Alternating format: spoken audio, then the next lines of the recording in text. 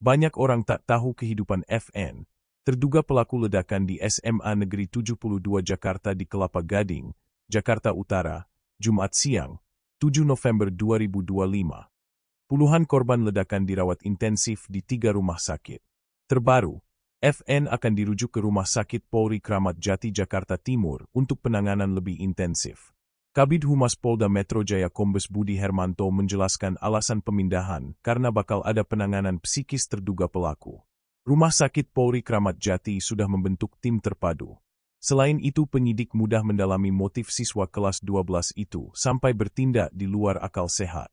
Tempo hari Kapolri Jenderal Listio Sigit Prabowo mengatakan salah satu pintu masuk mengungkap motif di kasus ini, apakah terduga pelaku didorong karena menjadi korban perundungan teman-teman sekolahnya. Temuan 7 peledak. 3 hari pasca ledakan, polisi mengungkap fakta baru hasil pemeriksaan awal. Terduga pelaku sempat mengungkapkan kekesalannya di kelas. Ia tak secara frontal mengungkapkan isi hatinya, melainkan lewat coretan tulisan dan gambar. Pasca ledakan, Jumat malam polisi menggeledah sebuah rumah sentra produksi kuliner di Cilincing, Jakarta Utara. Rumah ini milik bos tempat ayah terduga pelaku bekerja. Hasil penggeledahan, tim Puslap 4 Polri menyita sejumlah benda berupa buku dan dokumen tanpa merinci isinya.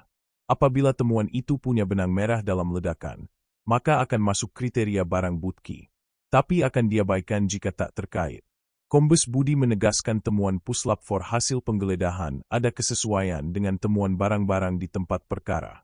Terpisah, juru bicara Densus 88 Anti-Teror Polri AKBP Maindra, Eka Wardhana menyebut terduga pelaku membawa 7 peledak setelah aparat gabungan mengolah tempat kejadian perkara, Minggu, 9 November 2025.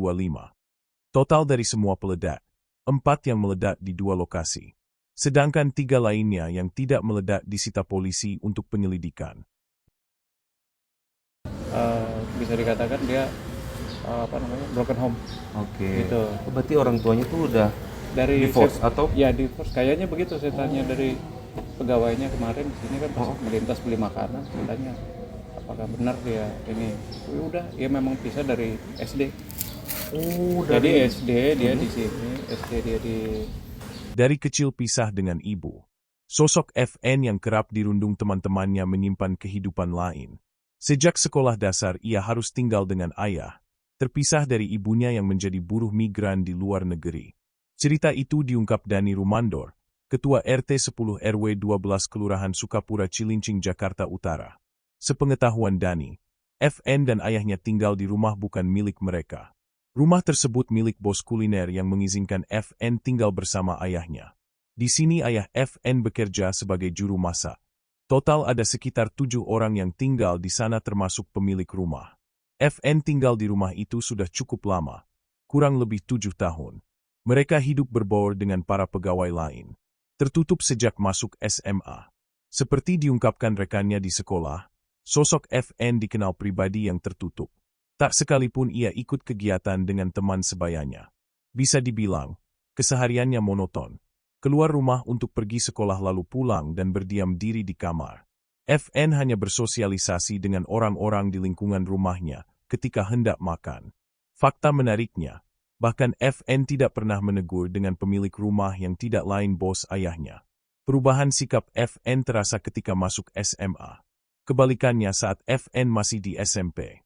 Sosoknya ceria dan mudah bergaul. Tak jarang ia kerap mengajak teman sekolahnya main ke rumah untuk belajar kelompok. Di lingkungan, FN tak pernah memiliki catatan buruk. Dia bukan anak pembuat masalah di kompleks perumahan. FN jauh dari kesan anak dengan perilaku menyimpang. Sekadar informasi, dalam insiden ledakan di area SMA Negeri 72 Jakarta mengakibatkan 96 orang korban luka-luka. Dari puluhan orang itu tercatat 29 masih dirawat. 14 di Rumah Sakit Islam Jakarta, 14 di Rumah Sakit Yarsi, 1 lagi di Rumah Sakit Pertamina. 2 nama teroris di senjata mainan. Ada temuan senjata mainan di dekat FN tergeletak karena terluka oleh peledak yang dibawanya. Yang membuat menarik, di senjata itu tertulis 2 nama teroris, Brenton Tarrant dan Alexander Bisonet. Status senjata itu mainan dikonfirmasi langsung oleh Wakil Menteri Koordinator Bidang Politik, dan keamanan Letjen Purnawirawan TNI Lodewijk Friedrich Paulus saat meninjau lokasi. Sosok Brenton Tarrant dan Alexander Bissonnette menyita perhatian dunia karena tindakan terornya. Alexander Bissonnette terlibat penembakan selama 3 menit di sebuah masjid di Pusat Kebudayaan Islam Kota Quebec, Kanada, pada Minggu malam 29 Januari 2017. Pria 27 tahun itu membabi buta menembak jemaah hendak sholat Isya. 6 orang tewas dan 19 terluka. Ada lebih 50 orang di dalam masjid saat peristiwa.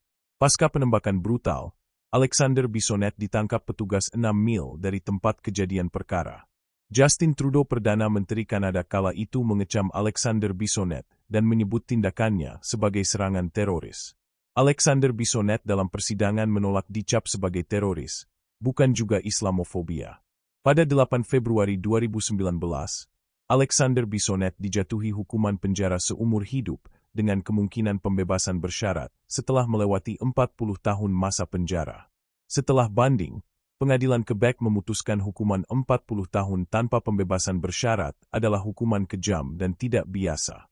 Sehingga ada penyesuaian hukuman menjadi penjara seumur hidup dengan pembebasan bersyarat setelah dipenjara 25 tahun.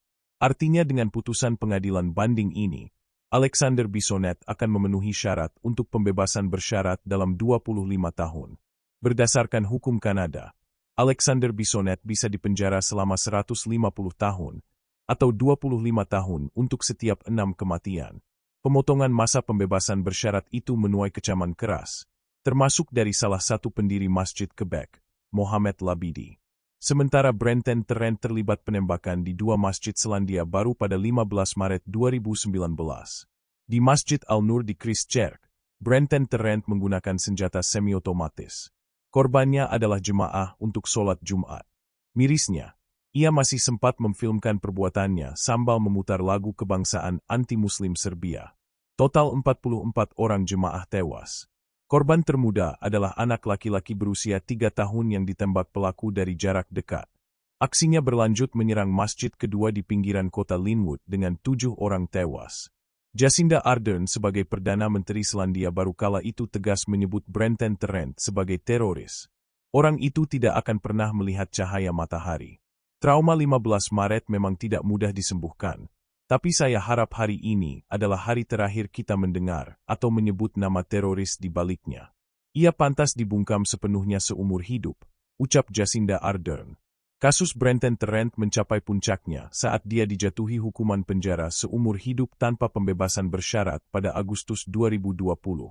Ini adalah pertama kalinya pengadilan di Selandia Baru menjatuhkan hukuman penjara seumur hidup kepada seseorang. Hakim Pengadilan Tinggi Christchurch Cameron Mander mengatakan Tarrant tak menunjukkan penyesalan, tak peduli berapa lama di penjara. Semua itu tidak akan cukup untuk menebus kejahatannya. Kejahatanmu begitu jahatnya sehingga meskipun kamu ditahan sampai mati, itu tidak akan memenuhi tuntutan hukuman dan kecaman, kata hakim. Download Tribun X sekarang, menghadirkan lokal menjadi Indonesia.